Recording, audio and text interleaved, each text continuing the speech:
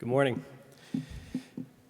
My name is Ben Conarck. I'm a criminal justice reporter at the Baltimore Banner, and I have the honor of introducing our next panel, A Safer Future, Identifying Solutions to Reduce Youth Gun Violence. About a year ago, our data team at the Banner identified a spike in children and teenagers 18 and under becoming victims of gun violence. The spike was citywide, but it was most concentrated in the Eastern District. We interviewed experts, some of whom were on this panel, and we tried to make sense of what was happening in Baltimore. On the ground, I've knocked on the doors of those impacted by these tragedies.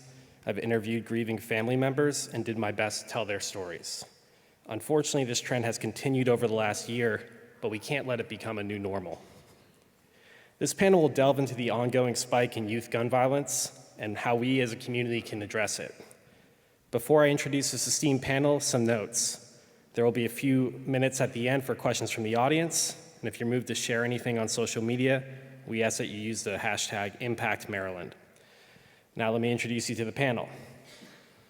We have Beth Blauer, Associate Vice Provost for the Public Sector Innovation at the Johns Hopkins University, Adam Rosenberg, Executive Director for the Center for Hope and Vice President of Violence Intervention and Prevention at Lifebridge Health, Dr. Thomas Scalea, Physician-in-Chief at R. Adams Cowley Shock Trauma Center, and Assistant Chief for Critical Care Services at the University of Maryland Medical System, Daniel Webster, Bloomberg Professor of American Health and the Johns Hopkins Bloomberg School of Public Health, James J.T. Timpson, Managing Director of Community Violence Initiatives at Roca Impact Institute, and Dr. Josh Sharfstein is going to moderate the panel for us. He's a professor of practice in health policy and management, Johns Hopkins Bloomberg School of Public Health. Please welcome them to the stage.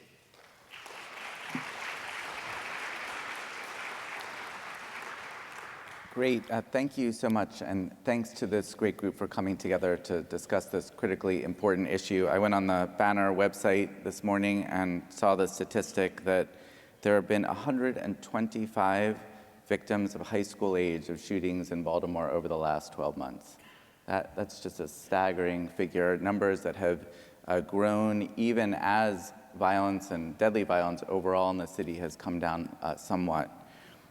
There's also been a recent report that teens arrests for murder and attempted murder have gone up in Baltimore City over the last several years, and that the number of incidents near schools has been spiking. So we're gonna talk about this problem, what's happening in the city, and how we understand this problem and what can be done about it. I want to start first with you, Dr. Scalea. You are right there when this happens. What has this surge meant for you? I'd like to thank the Banner for inviting me. If nothing else, it gets me out of the hospital for a little bit. And I'd just like to make, I guess, 3 points relatively briefly. Injury is a fact of life. If you take away drunk driving and text driving and all of those preventable types of injuries, there's still going to be car crashes. There's still going to be industrial accidents. That's part of living in an industrialized society. But I'm not aware of any place where it's written down that somebody has to pick up a gun and shoot somebody else. These are 100% preventable. But in Baltimore, we've really normalized violence. I have to tell you, I have never seen a city where the newspaper reports homicides every week. This is inconceivable to me. And I hear that we're doing better, but I have to tell you, it doesn't feel that way. For the first time in the United States, more children will die of gunshot wounds than vehicular crashes. And if you look at Baltimore relative to the country, we all hear about what a violent city Chicago is. That's 2.5 million people and about 800 homicides. If you look at Baltimore, we're 550,000 people, and last year it was 340 homicides. That makes us per capita twice as violent as the city of Chicago, which is, to me, mind-boggling. And we live in an incredibly sophisticated medical community, right? I know our numbers. We'll see about 700 or 800 gunshot wounds this year. Our mortality figures are 2 standard deviations better than the national norm, and we've gotten really good, as has Hopkins, as has Bayview, as has Sinai. So if you think about how bad the homicides are now, and then you think about what it would be like without this degree of trauma care, it'd be a lot worse. And the effect of this epidemic has, it's really, it affects the entire city. We talk about the effects on individuals, but particularly young people that are shot, they're affected for the rest of their lives, both physically and emotionally and mentally, as is their family, as is their community, as is all of us. I live in the middle of downtown, and I am going to guess that people that live in this city are more nervous when they walk around now than they used to be. And I think that is real. It's a part of living in the city.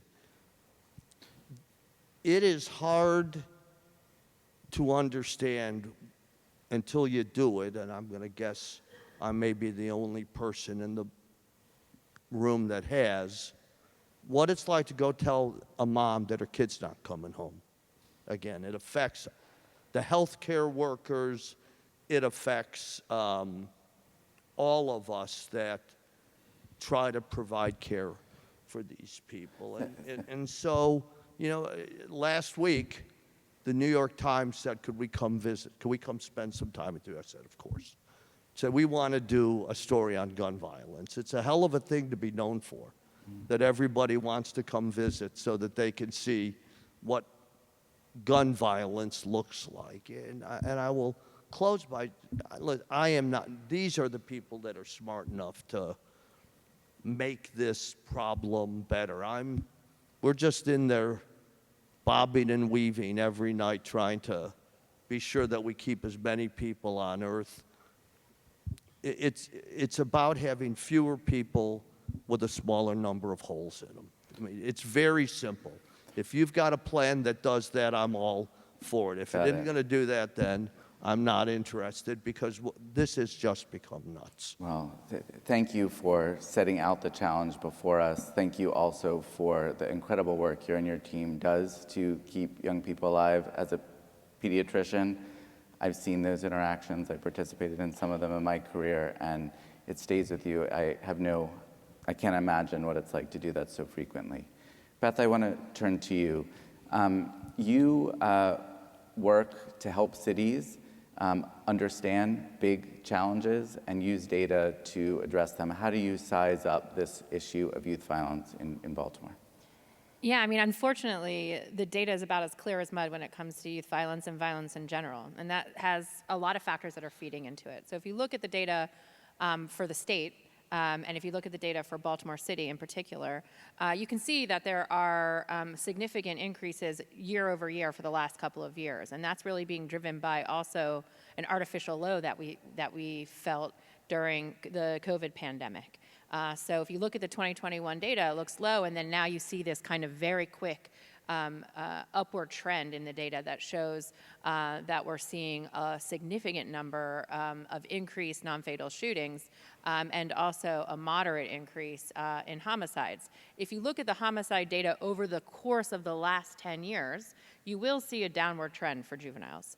That downward trend is still trending downward, but it is not trending downward if you only look at the last 3 years. Now, that is all caveated by the fact that the data is a mess, that the data is not collected in real time, it's not used or available for any kind of strategic decision making when it comes to policy making, when it comes to intervention, and the data itself, from a statewide perspective, is collected at a statewide level, then it's submitted to FBI for the UCR reporting, and then it's about an 18-month lag before it gets back to local jurisdiction. So when you're in a place like Baltimore City, where you have very fluid borders, where you have population that's flowing from Baltimore to Baltimore County to Anne Arundel County to Howard County, and you have to wait 18 months to get a full picture of fatalities and victims of non-fatal shootings. It hamstrings your ability to make real-time decisions, to program, and to think about it. Yeah. And so the data is certainly not as straightforward as we all think. Now, Beth, you were one of the leaders of the COVID dashboard at Johns Hopkins, which had data, it wasn't 18 months delayed, if I recall. It was more like 24 hours or less in some cases. That's right. So death certification, which is actually the driver of also our ability to look at violent crime data, was a huge issue also during COVID, where the federal government was completely hamstrung by how quickly they could turn around fatality data. But because we were in a state of emergency, the federal government allowed local health jurisdictions and state governments to release preliminary fatality data around COVID. And it gave permission for that data to be publicly used, and it became an incredibly important asset as we fought COVID, as we had to make those tough decisions about whether or not we were closing our economies or schools, whether or not we were masking, whether or not you and I were going to go to the grocery store or have groceries delivered.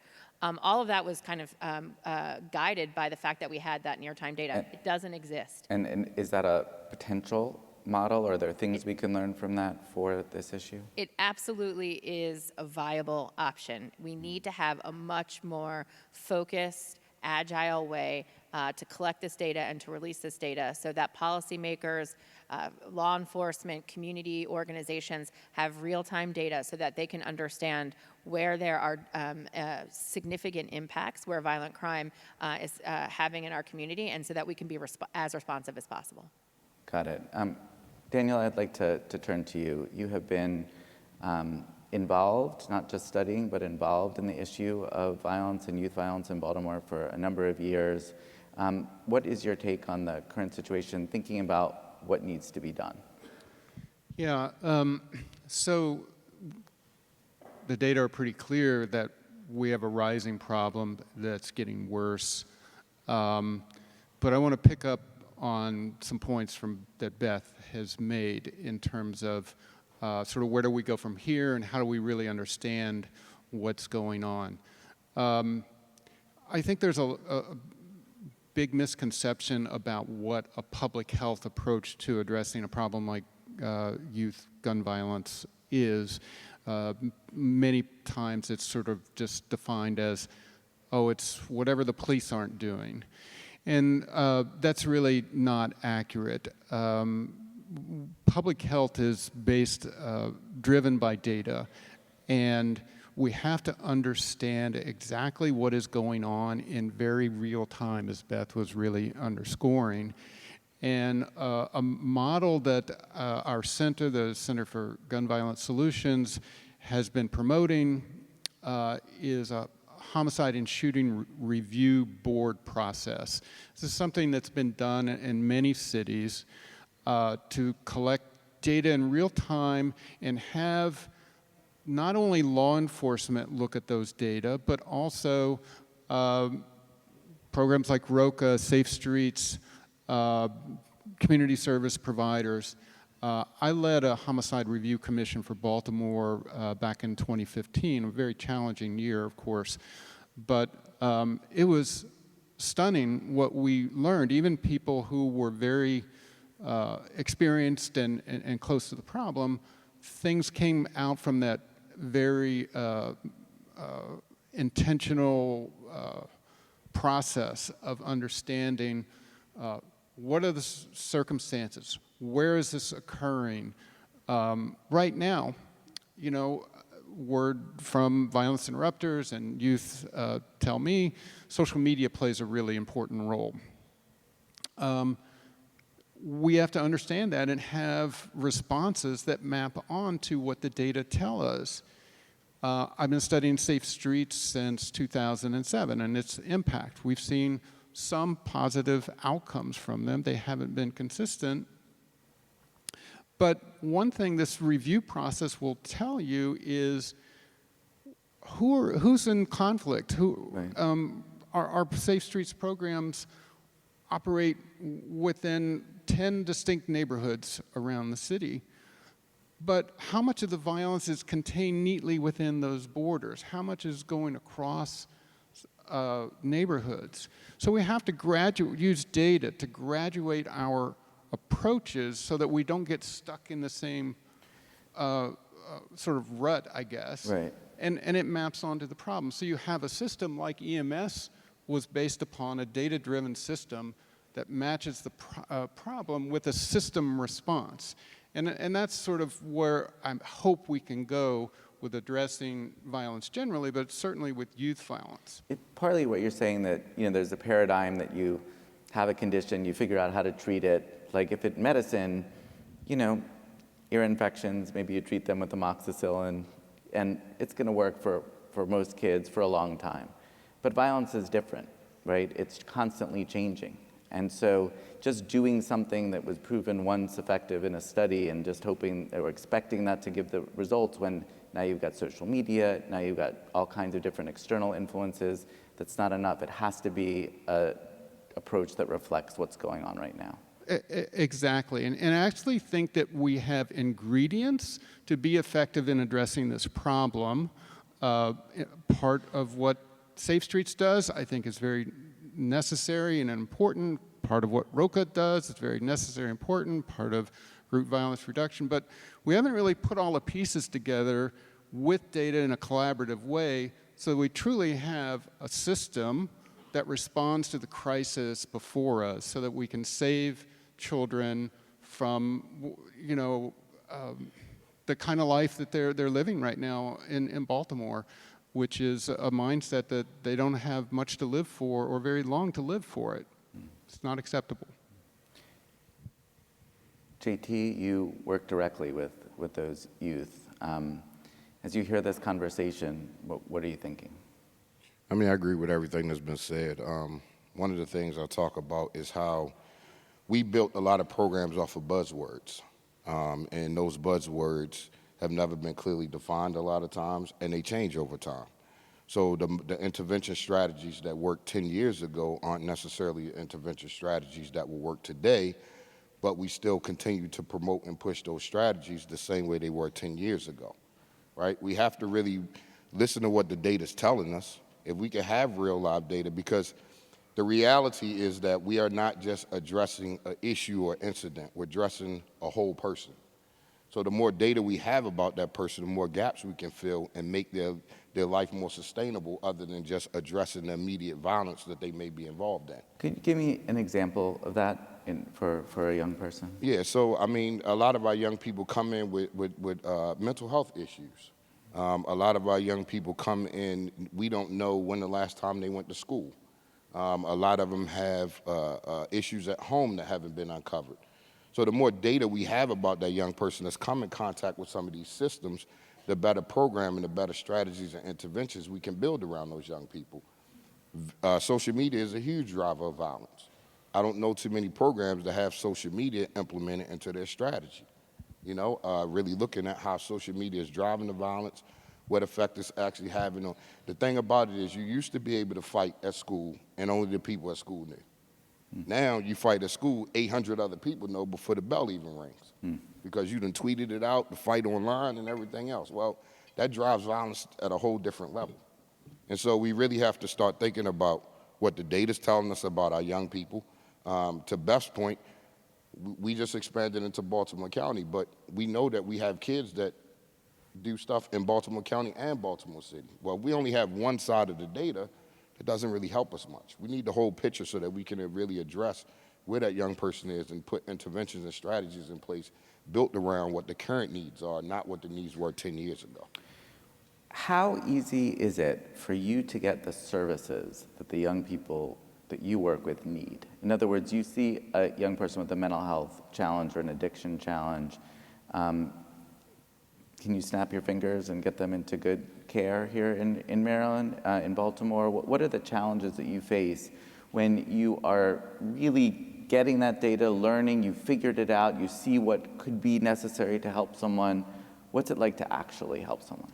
So here's the other piece to that. Most of the services aren't designed to deal with the level of young people that we deal with on the street. So it's if this young person comes in, they violate something, they get kicked out of the program. Well, what good is that for them? they're gonna violate. They're either addicted to a substance or, they're just not in the place where they need to be.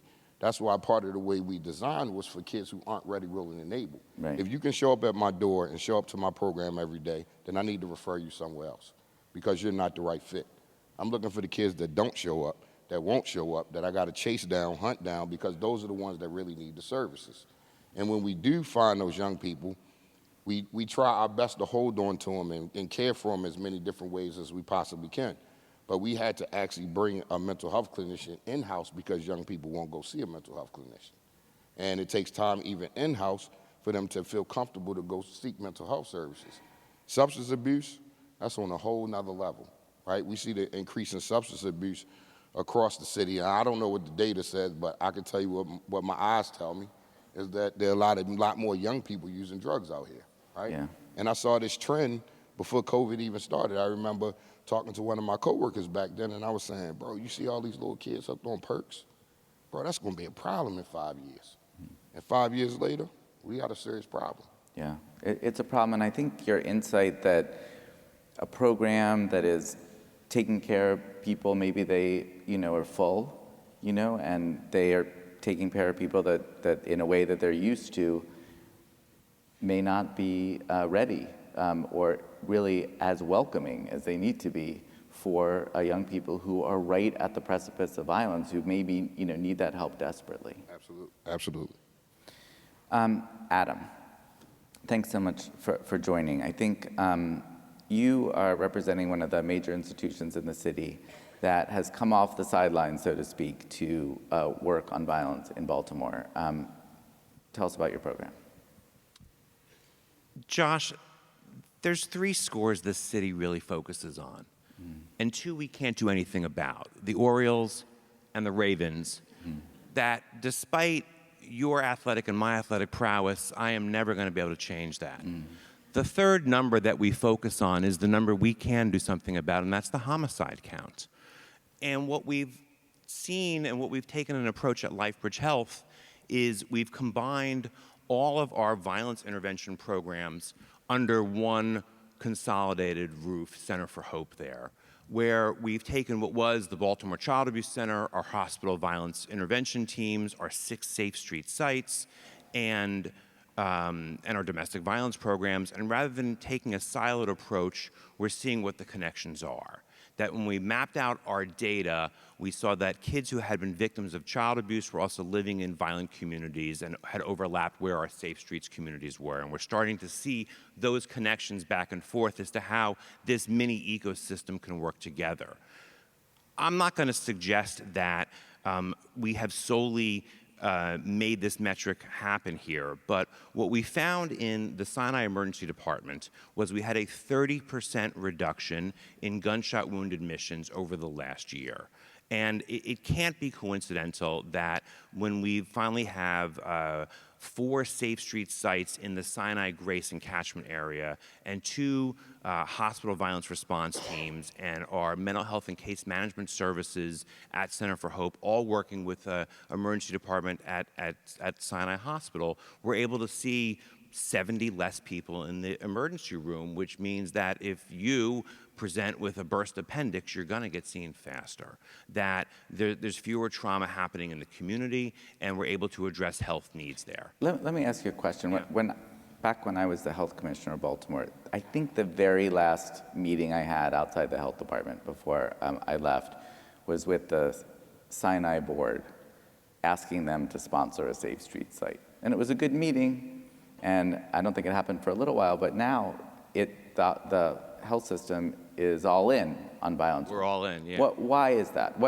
And how does it feel for a healthcare institution to be doing so much in prevention? I think it's a real challenge, and I think also it's a challenge for all of you out there.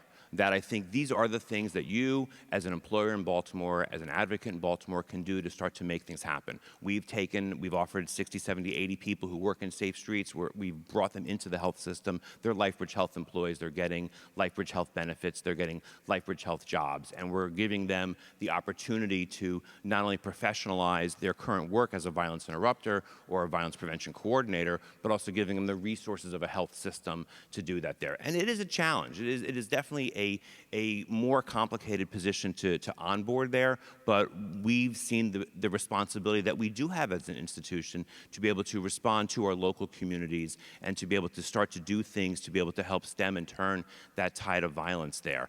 To be able to, when someone presents at that golden hour in that hospital violence intervention moment, to be able to suggest, do they need case management, do they need help with housing assistance, the things that we can provide them as a robust health system that, frankly, all of us have the opportunity to do here, but also then to make the vast connections in the community with our partners in ROCA or other elements there. Can I ask you the question I asked JT and how you experience that, which is, are you able to get the supports to people that are identified as needing them in the systems, either within the health system? Is that required changes to the services that the health system offers, the clinical services, for example? Or how do you experience, you see someone who really needs a job, might be interested in music or being a chef or something, how easy is it to get people into the kinds of, programs that pull them away from the edge? I think we've made it easier. That it certainly still isn't easy. There are many barriers there, and even some of those barriers, when you think you've eliminated them and brought people on board as staff, that it's the other things that we haven't even thought about. That transportation is an issue. Secretary Peel will talk about that later here in the city, hopefully. That I think there's things that we can do to and have those allowances to be able to make those employees more successful or make their clients successful as well. And at least by look, I am grateful to have this position at Lifebridge, to be able to have the leverage as a vice president to be able to make the phone call to another department and to make the changes necessary to be able to get the extra help that a client may need there. People still fall through the cracks, but I think we're at the dawn of this.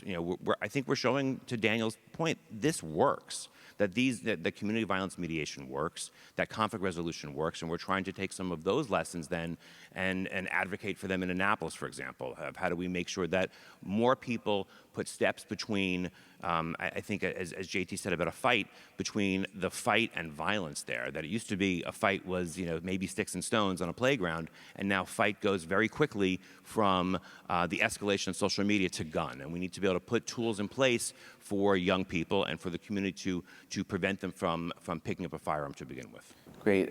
With the few minutes we have left before we take questions, I want to step back for a second and turn to you, Beth. You work with many cities on many problems. And some of these problems have some of the elements that we've been talking about today. There are many people doing things, ingredients exist in the cities for progress, but it doesn't gel. What are the approaches that effective cities use to tackle these complicated problems, and what are the implications for youth violence in Baltimore?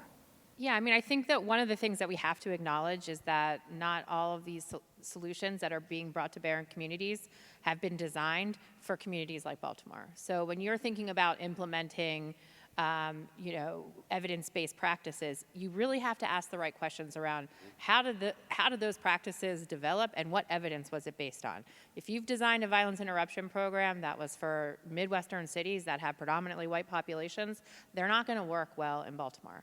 And you have to be able to understand, how is race data disaggregated, how is ethnicity data disaggregated, how are these interventions designed, and whether they're actually going to be responsive to the real needs that we have here in Baltimore. And if you can't do those things, then you're going to see failures. And we've seen this over the years. We've seen functional family therapy, we've seen cognitive behavioral therapy, all of these interventions that have been designed over time, if not implemented with fidelity to a Baltimore-based model, will be very difficult to implement. But we also have seen success in Baltimore. We've had success in the Group Violence Reduction Initiative, where we are being very strategic about where we're deploying resources.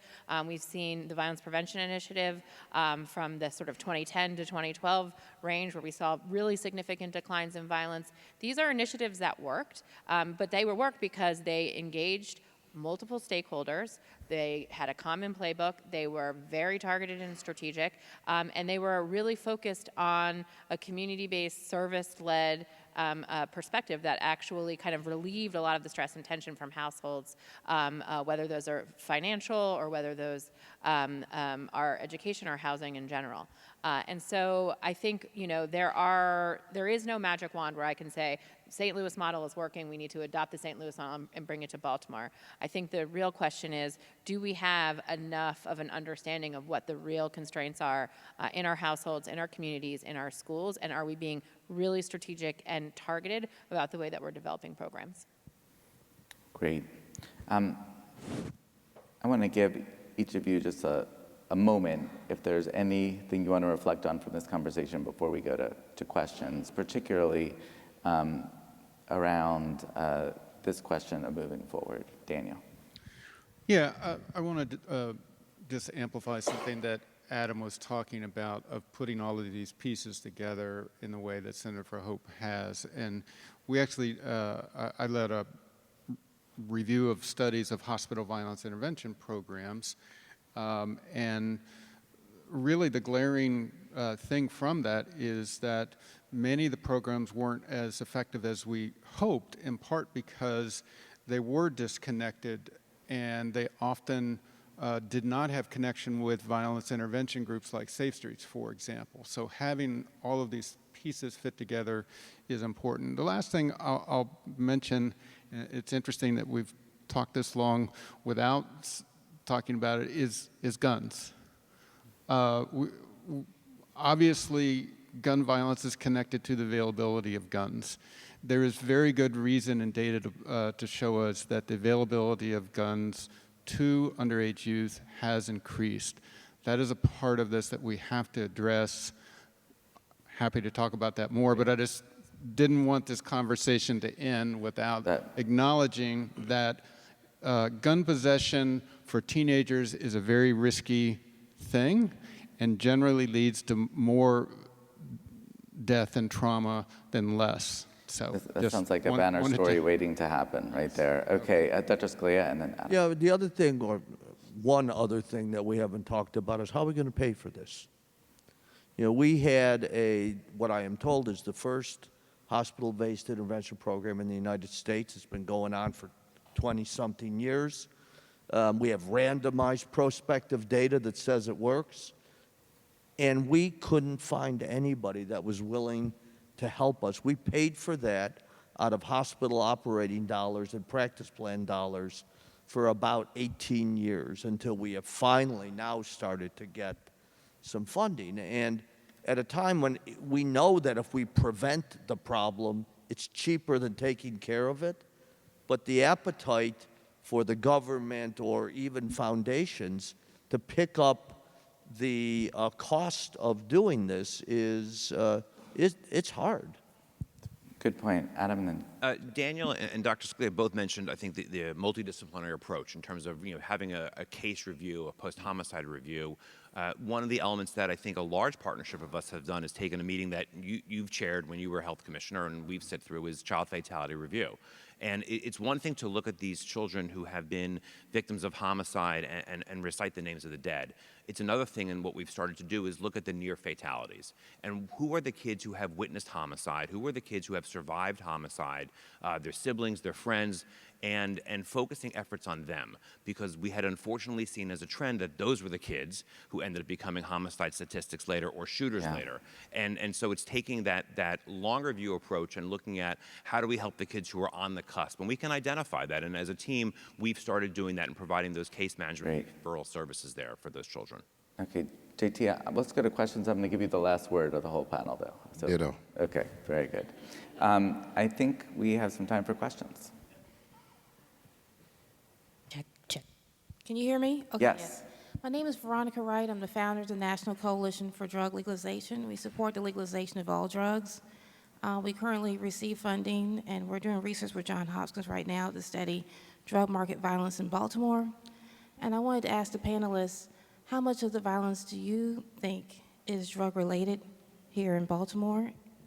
And for the Johns Hopkins representative, the Provost, how are you getting, do you have any suggestions on helping get drug-related homicides and shootings data? Great question.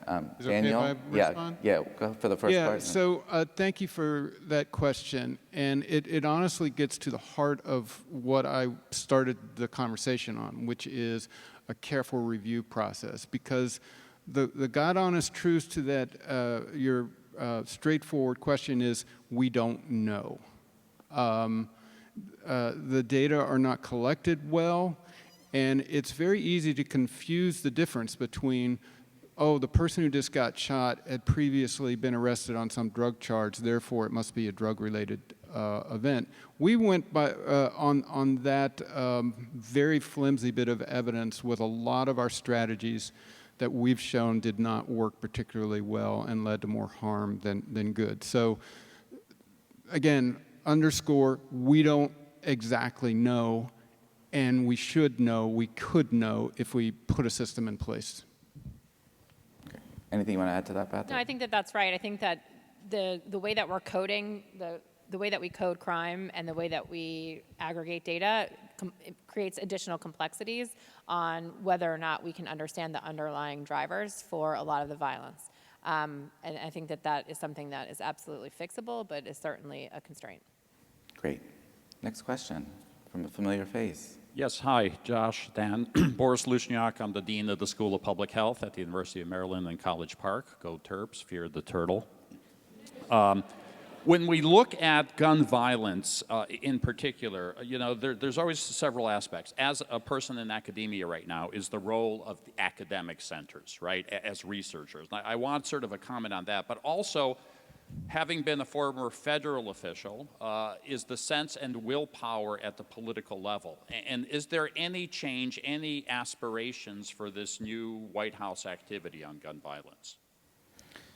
Got it. I think, Daniel, do you want to explain what that new White House activity on gun violence is? Yeah, very briefly, the Biden administration, maybe 2 weeks ago, 3 weeks ago, established a White House Office for Gun Violence Prevention, to sort of elevate, to recognize the importance of this problem, to coordinate federal efforts in a coherent manner, and to be sure that the efforts were closely aligned with the organizations that are working closest on the problem. So what has been hard to do in Congress is pass legislation on guns. Some of the more recent progress we've seen is actually funding violence prevention initiatives as well as research. And so at that White House level, they can help coordinate those different funding streams, which I think is important.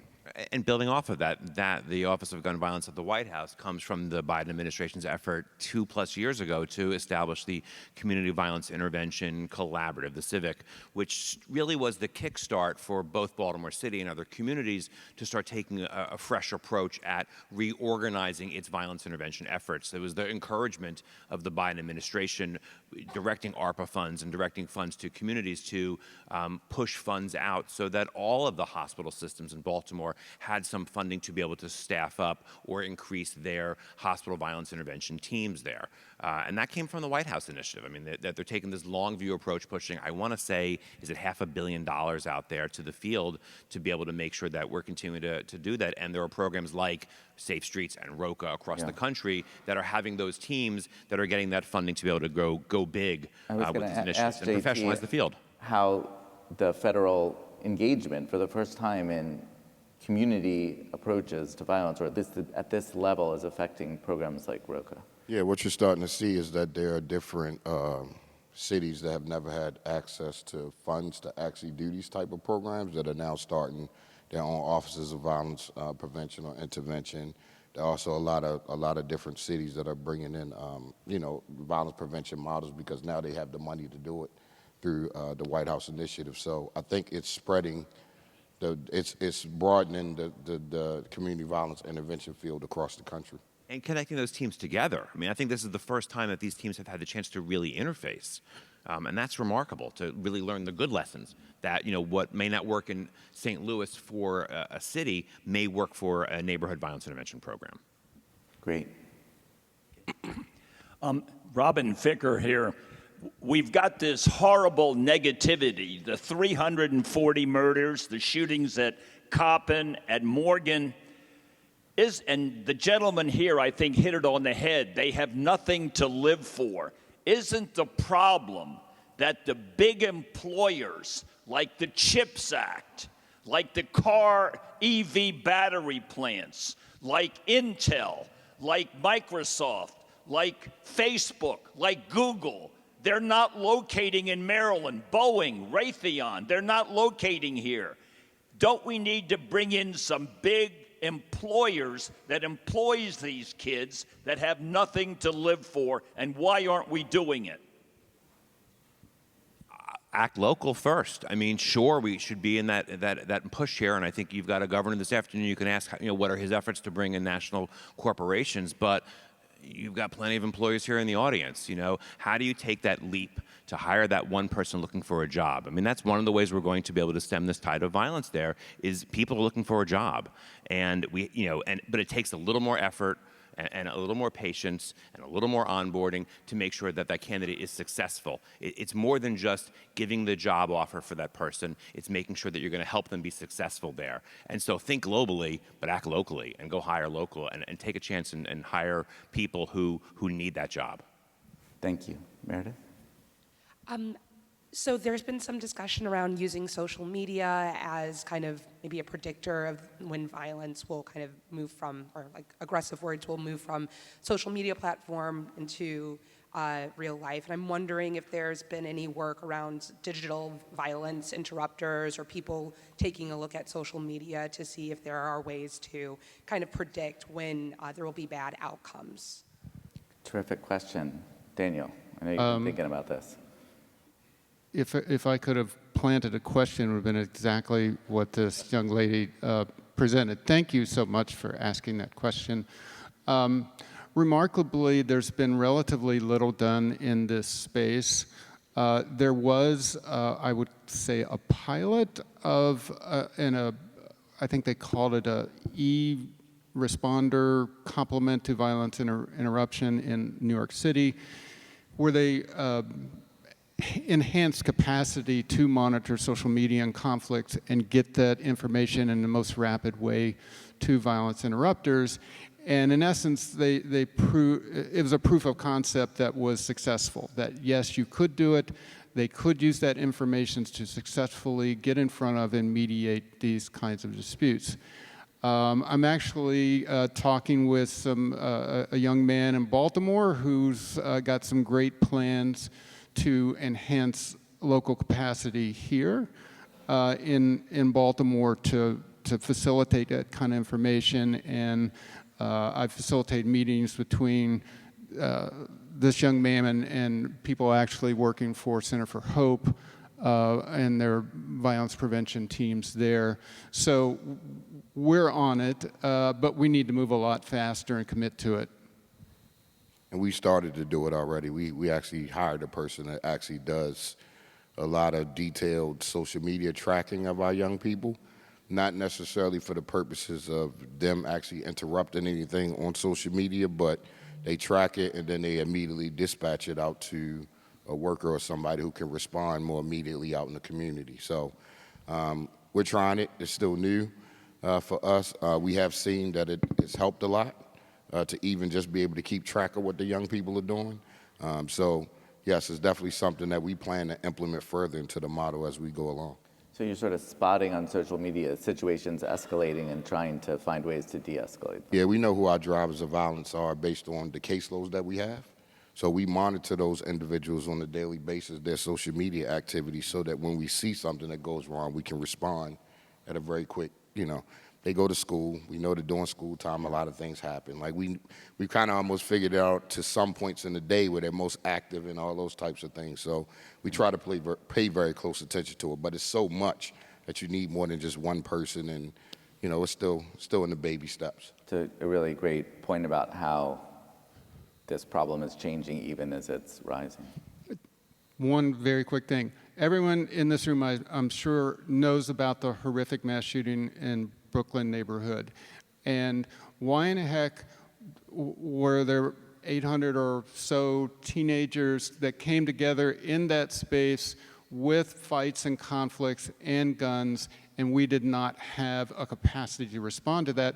Either law enforcement or, look, there was a team there of 4 or 5 workers, but how could they manage 800 teenagers. So we need to build this into our systems, both in a law enforcement perspective and in community violence intervention, if we're going to get in front of violence and prevent it before it happens. But on that night, there was social media notification. It was a failure to act on it as much as as it was not knowing.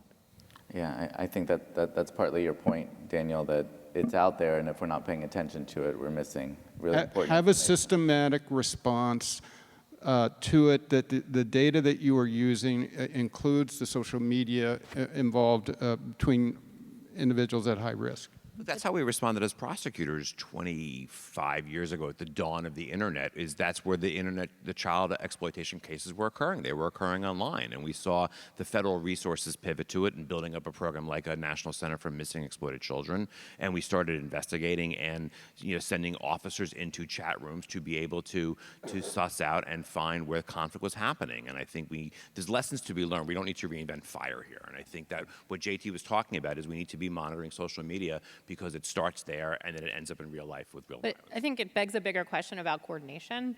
And if you don't have anyone in charge, then no one's in charge. And it requires strong leadership, that it makes everyone work together so that the probation officers, the parole officers, the police, the community-based organizations, they're all reading from the same hymnal. And right now, that's not the case. There is no coordination, so intelligence isn't broadly shared. There's a breakdown of communication that's happening across all of the different organizations that are having, and that are purposefully built to have an impact on crime. And in the absence of someone saying, this is how it will go, we are going to co-locate, we are going to share resources, we are going to share information, it doesn't happen, and it's not happening. It's easy to have a program, talk about your program or your initiative, but it's harder to tie all that together into something that can be more effective overall. I think we have time for one more question.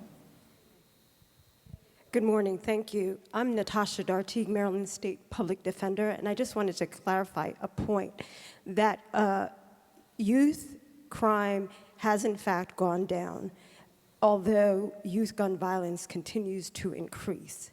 What we do know is that a single indicator of a child carrying a gun is in fact themselves experiencing some type of abuse or violence. We are in a room of leaders and problem solvers. So I ask you to impart upon the group some information or knowledge of how we can address the underlying issues that are greatly impacted by the fact that we continue to close youth programs. We fail to provide family supports. And when we talk about the situation in Brooklyn, we fail to provide mental health services because as a result of that tragedy, not addressing the tragedy and the experiences of those children, we're only going to lead to further instances of violence. Thank you very much. Very well said, and I think it has been very much part of this discussion about how to support young people and their families in this difficult situation. I think it goes back to that collaborative we've been doing with Child Fatality Review, that we're looking at those kids who witnessed violence there, because those are the most vulnerable children who have now experienced and lived through significant violence, and that wasn't the first occasion of violence. They're living in neighborhoods with a lot of gun violence. They've been exposed to domestic violence and drug abuse and trauma in their homes and in their communities, and they're on the bubble. And I think we need to be able to look at that cohort of children and figure out how do we identify them through areas like Child Fatality Review, through a homicide review panels, and see who's been impacted by that blast radius. That it's not just one decedent who has been impacted by it, but all these other children and family members who are also equally impacted. And what can be done for them? Yeah.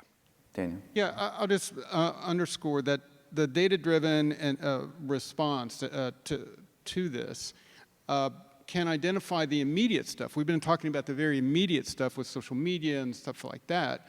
But the same review process that I led in 2015, JT was part of it, really basically identified the same things that were just in the question there of, yes, the people victimized and doing the violence had precisely this kind of history.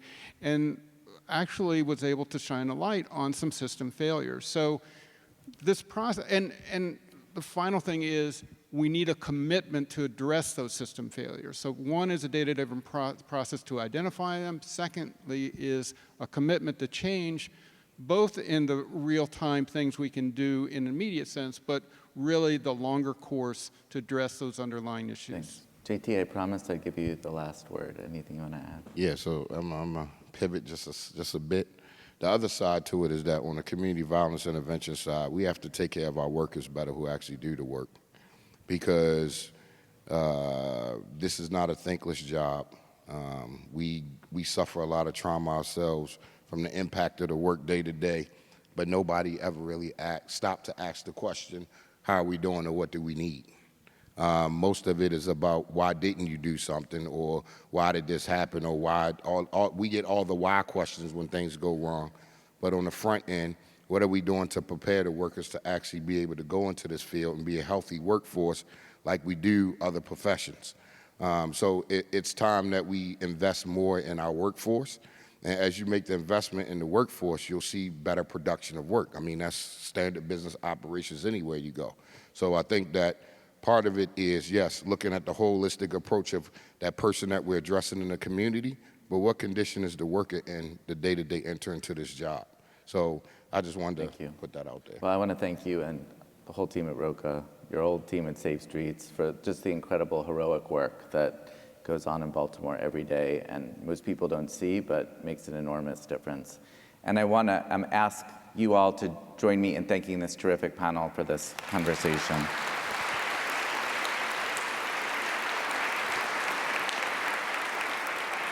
We will now take a short break. The program will resume in 10 minutes with a fireside chat with Kevin Plank and Mary Ann Gilmartin.